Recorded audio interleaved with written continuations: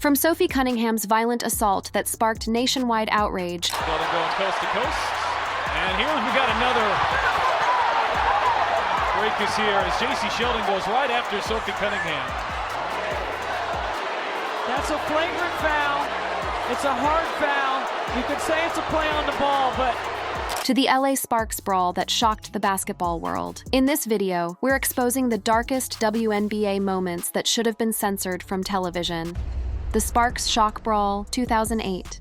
On a sweltering July evening in 2008, what was supposed to be a routine regular season game between the Los Angeles Sparks and the Detroit Shock at the Palace of Auburn Hills turned into one of the most violent and embarrassing incidents in WNBA history. The brawl erupted with just 4.5 seconds left in the game, with the Sparks leading 84-81, but what happened next would overshadow any discussion of the actual basketball being played. The incident began when Detroit's Plannette Pearson delivered what witnesses described as an unnecessarily aggressive box-out on Los Angeles rookie sensation Candace Parker. This wasn't just incidental contact. It was a hard, deliberate hit that sent both players tumbling to the floor. But instead of getting up and moving on, Parker retaliated by pulling Pearson down. And that's when all hell broke loose. Detroit has one timeout left. Here we go.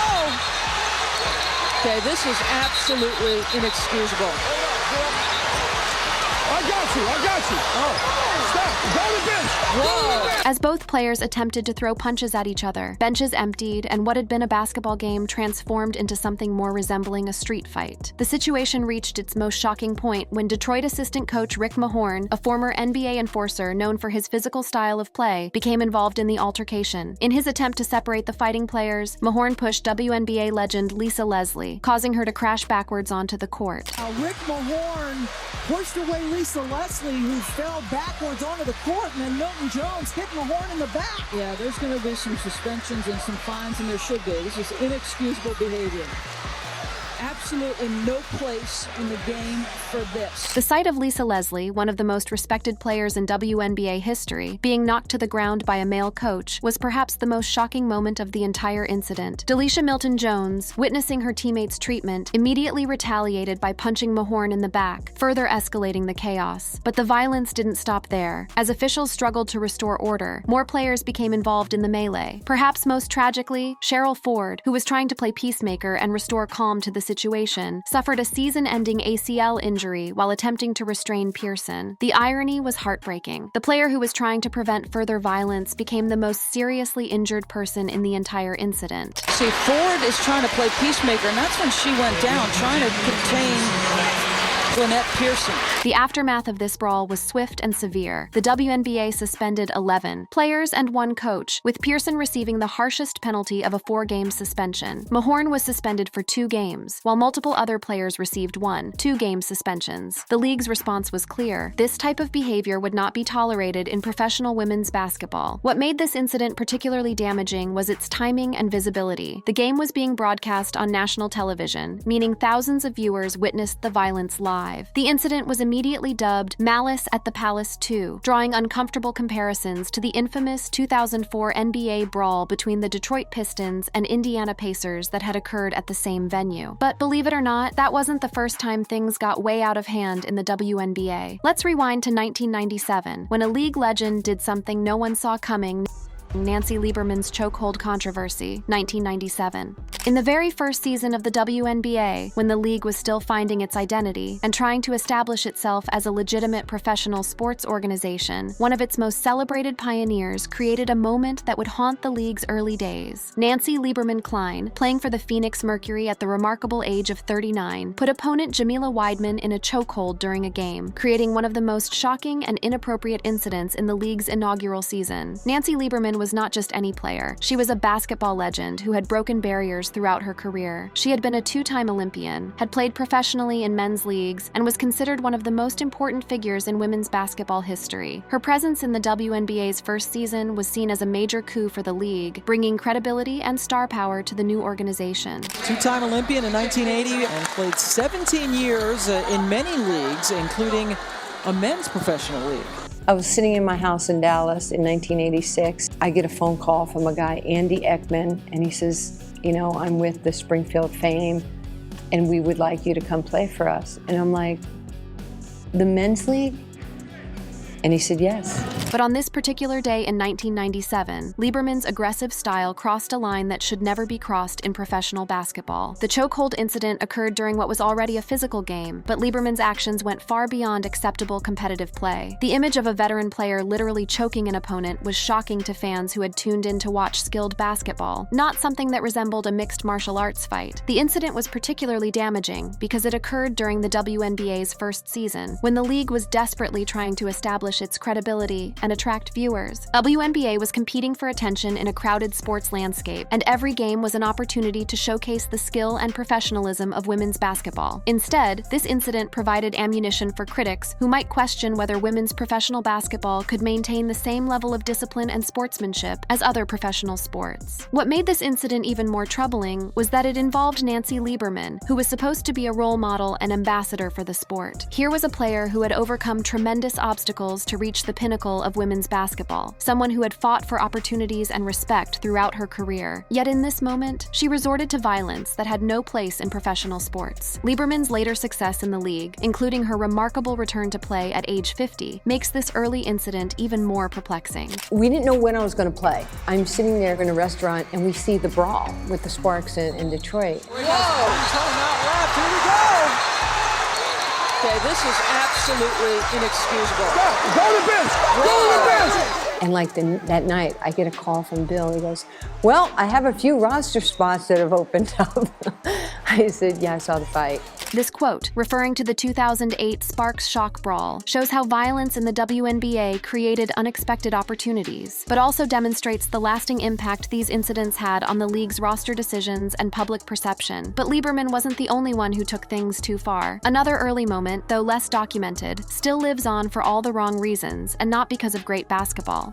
Caitlin Clark and Marina Mabrey. The 2025 WNBA season brought unprecedented attention to the league, largely due to the arrival of rookie sensation Caitlin Clark. However, with that attention came increased scrutiny of every controversial moment, and on June 18, 2025, during a heated game between the Indiana Fever and Connecticut Sun, Clark was knocked to the ground by Marina Mabrey, leading to a chaotic scene that would dominate headlines. The incident occurred during what was already a physically intense game, with both teams playing with the kind of competitive edge that often leads to tensions boiling over. Clark, who had been drawing massive crowds and television ratings throughout her rookie season, found herself at the center of yet another controversial moment that would raise questions about player safety and the league's ability to protect its star players. You know, I think Steph talked about it plenty after the last game, and it is what it is. You move on, and my focus is just on tonight. Mabrey's action against Clark wasn't an isolated incident in the game. The same contest saw Sophie Cunningham commit a flagrant 2 foul on JC Sheldon, further escalating tensions and creating a chaotic atmosphere. The combination of these incidents created a perfect storm of controversy that would lead to significant debate about the physicality of women's basketball and whether certain players were being targeted. I mean, is that displacement?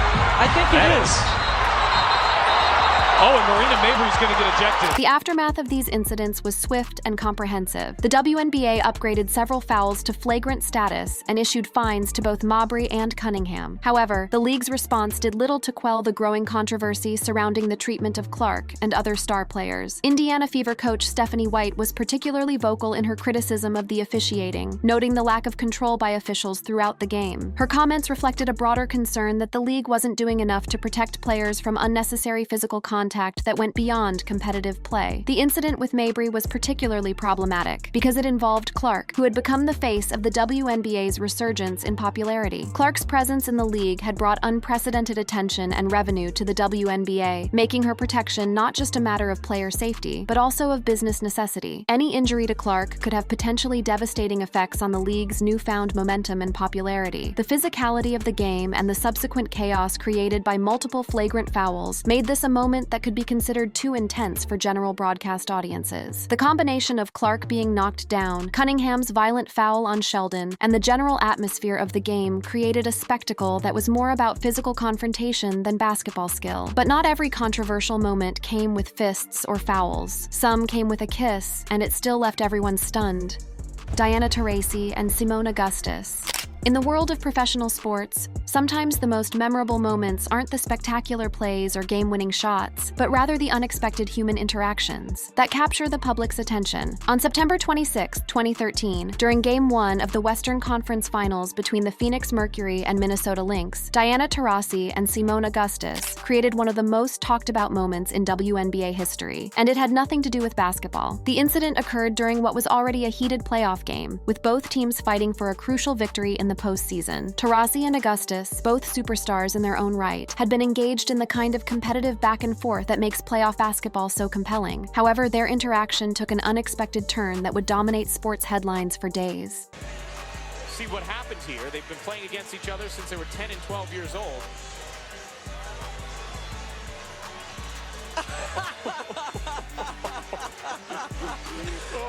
During the fourth quarter of the game, tensions between the two players escalated into a minor shoving match. This kind of physical confrontation is relatively common in competitive basketball, where emotions run high and players often push the boundaries of acceptable conduct. However, what happened next was anything but common. After officials intervened to separate the players, Taurasi made a decision that would instantly become viral gold. In a moment that seemed to come out of nowhere, she leaned in and kissed Augustus on the cheek, creating a moment that was equal parts shocking, amusing, and completely unprecedented in professional sports. Both players were assessed personal fouls for the initial incident, with the Lynx going on to win the game 85-62. However, the score became secondary to the kiss that had just occurred on national television during a playoff game. The immediate aftermath of the incident was telling. The moment gained over 2.5 million YouTube views in just 36 hours, making it one of the most viral moments in WNBA history. The rapid spread of the video demonstrated both the power of social media and the public's fascination with unexpected moments in sports. The players' responses to the incident were as entertaining as the moment itself. Taurasi's post-game comment was characteristically irreverent. "We were just trying to make sweet love." Augustus was equally playful in her response. "The tango dance that we had, I always say she just wanted some of my deliciousness." While the incident was lighthearted and both players clearly viewed it as harmless fun, it raised questions about appropriate conduct during professional sporting events. The WNBA, like all professional sports leagues, tries to maintain a certain level of decorum and professionalism during games, particularly during nationally televised playoff contests. The incident also highlighted the unique challenges facing women's professional sports in terms of media coverage and public perception. While male athletes' aggressive confrontations are often celebrated as signs of competitive intensity, moments like this one risked being trivialized or seen as lacking the seriousness expected of professional competition. From a broadcast perspective, the incident created a dilemma for networks and highlight shows. The moment was undeniably entertaining and had generated significant viewer interest, but it also raised questions about whether it was appropriate for all audiences, particularly younger viewers who might be watching with their families. But not every headline-making moment came with laughs. The very next season, things turned ugly, and this time, Caitlin Clark was on the receiving end of one of the dirtiest hits we've seen.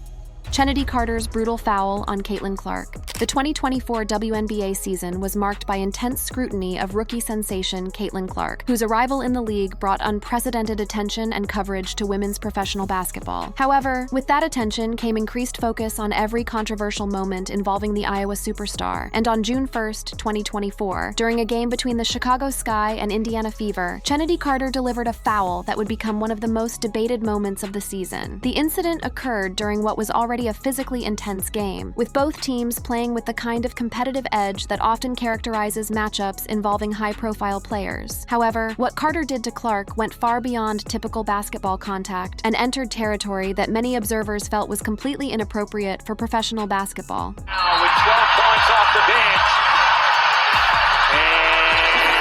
and Clark. I mean, that's clearly which was called. The question is, will they call it unnecessary? Kennedy Carter. Carter's action was described by many observers as resembling a hockey check more than a basketball foul. The foul was delivered away from the play, meaning it had nothing to do with any basketball action that was occurring at the time. This type of unnecessary contact is particularly dangerous because the recipient is typically not prepared for impact, increasing the risk of injury. The immediate reaction to the foul was telling. Officials on the court initially called it a common foul, but the severity and nature of the contact prompted the league to take a closer look at the incident. The WNBA later upgraded the foul to a flagrant one, acknowledging that Carter's actions had crossed the line from acceptable basketball contact into unnecessary and excessive force. The upgrade to a flagrant one was significant because it represented the league's acknowledgement that the foul was not just a normal part of basketball competition. Flagrant fouls are reserved for actions that are deemed unnecessary and excessive, and the league's decision to upgrade the foul sent a clear message about the type of conduct that would not be tolerated. The incident sparked widespread debate about the physicality of women's basketball and whether certain players were being unfairly targeted. Clark, as a rookie who had entered the league with significant hype and media attention, found herself at the center of discussions about whether veterans were trying to send a message or whether the league's officiating was adequate to protect all players. The foul was particularly controversial because it was delivered by Carter, who had a history of physical play throughout her career. While physical play is an accepted part of basketball, there's a clear distinction between competitive contact that occurs as part of basketball plays and unnecessary contact that serves no basketball purpose. The media coverage of the incident was intense, with many commentators and analysts weighing in on whether the foul was intentional and whether it represented a broader pattern of treatment toward Clark. The fact that the foul occurred away from the play, with no apparent basketball purpose, led many to conclude that it was a deliberate attempt to send a message or intimidate the rookie star. From a broadcast perspective, the incident created challenges for networks and highlight shows. The violent nature of the foul, combined with the fact that it resembled contact more appropriate for hockey than basketball, made it potentially unsuitable for family-friendly broadcasts or highlight packages aimed at younger audiences. But as intense as the regular season got, the playoffs took the drama to an entirely different level, and once again, Caitlin Clark found herself at the center of it all. Caitlin Clark and Dejounai Carrington. The 2024 WNBA playoffs brought with them the kind of intense competition and high stakes that often lead to controversial moments. But few incidents in recent memory have generated as much debate and division as the September 24, 2024 incident between Caitlin Clark and Dejounai Carrington during Game 1 of the playoffs between the Indiana Fever and Connecticut Sun. The incident occurred during what was already a physically intense playoff game, with both teams playing with the kind of competitive edge that characterizes postseason basketball. However, what happened between Clark and Carrington would transcend the game itself and become a flashpoint for broader discussions about media coverage, player treatment, and the role of race in sports journalism. The incident involved Carrington's fingers hitting Clark's eye during a play, which was captured on video and quickly circulated on social media. The video showed what appeared to be contact between Carrington's hand and Clark's eye, leading to immediate speculation about whether the contact was intentional or accidental. The controversy was amplified by the involvement of veteran sports journalist Christine Brennan, who asked Carrington about the incident during a post-game press conference. Brennan's questioning focused on whether Carrington had intentionally tried to hit Clark in the eye, a line of inquiry that would quickly become controversial itself. Carrington's response was immediate and defensive. "I don't even know why I would intend to hit anybody in the eye. That doesn't even make sense to me." Her reaction suggested that she felt the question was inappropriate and accused her of intentional misconduct. The situation escalated when Dewana Bonner confronted Brennan after the press conference, accusing her of disrespecting Carrington with her questions. This confrontation added another layer to the controversy and highlighted the tensions that were building around the incident. The controversy reached its peak when the WNBA Players Association issued a statement criticizing Brennan's questions, claiming they fueled racist, homophobic, and misogynistic vitriol. This statement transformed what had been a discussion about a basketball play into a broader debate about media ethics, race, and the treatment of players. The public reaction to the incident was deeply divided. Some defended Brennan's journalism, arguing that asking about the intent behind a play that could have caused injury was a legitimate line of inquiry for a sports journalist. Others criticized her questions as inflammatory and suggested that they were part of a broader pattern of biased coverage. The incident highlighted the challenges facing sports. Journalists, when covering controversial moments, particularly those involving high-profile players like Clark, the line between legitimate journalistic inquiry and inflammatory questioning can be thin, and the consequences of crossing that line can be severe for all involved. From a broadcast perspective, the incident created significant challenges for networks and highlight shows. The controversial nature of the play, combined with the accusations of intentional harm and the subsequent media controversy, made it potentially unsuitable for certain audiences or broadcast contexts. The fact that this incident occurred during the playoffs, when viewership and attention were at their peak, made it particularly damaging to the league's image. Instead of focusing on the competitive basketball being played, much of the coverage and discussion centered on the controversy and its aftermath. The long-term implications of this incident extended beyond the immediate controversy. Later reports indicated that Carrington had made additional comments about Clark and the treatment of players, suggesting that the tensions created by this incident continued to affect relationships within the league. But just when it seemed the controversies couldn't get any more blatant, Sophie Cunningham took things to an entirely new level. Sophie Cunningham's violent assault on J.C. Sheldon. The 2025 WNBA season was marked by several controversial incidents involving physical play, but few were as blatantly violent and unnecessary as Sophie Cunningham's flagrant 2 foul on J.C. Sheldon during the June 17, 2025 game between the Indiana Fever and Connecticut Sun. This incident, which occurred in the same game as the Caitlin Clark-Marina Mabrey controversy, demonstrated how quickly a basketball game could devolve into something resembling a street fight. The incident occurred late in the game, with the Indiana Fever holding a commanding 17-point lead over the Connecticut Sun. In situations like this, professional athletes are typically expected to maintain their composure and play out the game with dignity, regardless of the score. However, Cunningham's actions suggested that she had other priorities. Sheldon going coast to coast. And here we got another break is here as J.C. Sheldon goes right after Sophie Cunningham. That's a flagrant foul.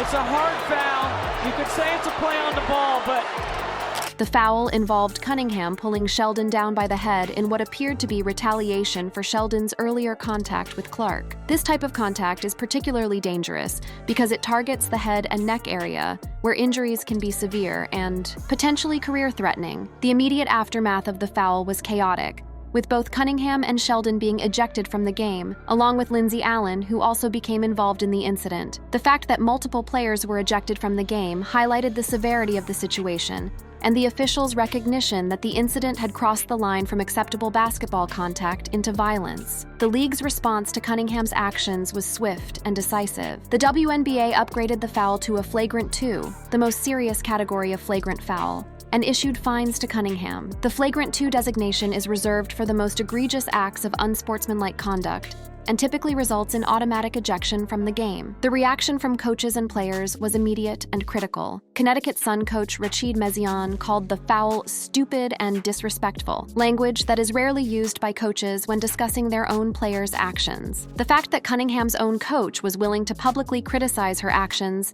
demonstrated the severity of the foul and the embarrassment it caused to the team. Cunningham's defense of her actions was equally troubling, as she claimed she was protecting her teammate and cited referee inaction as justification for her behavior. This type of vigilante justice has no place in professional sports, where officials are responsible for maintaining order and players are expected to compete within the rules. The public reaction to Cunningham's foul was severe and immediate. Fans organized a petition on change.org calling for Cunningham to be banned from the league, which gained hundreds of signatures. While online petitions rarely result in official action, the fact that fans were motivated to organize such a response demonstrated the level of outrage generated by the incident. The incident was particularly problematic because it occurred during a game that was already marred by controversy, with multiple flagrant fouls and ejections creating a chaotic atmosphere that was more reminiscent of a brawl than a professional basketball game. The combination of incidents made the entire contest unsuitable for family viewing and potentially damaging to the league's reputation. From a broadcast perspective,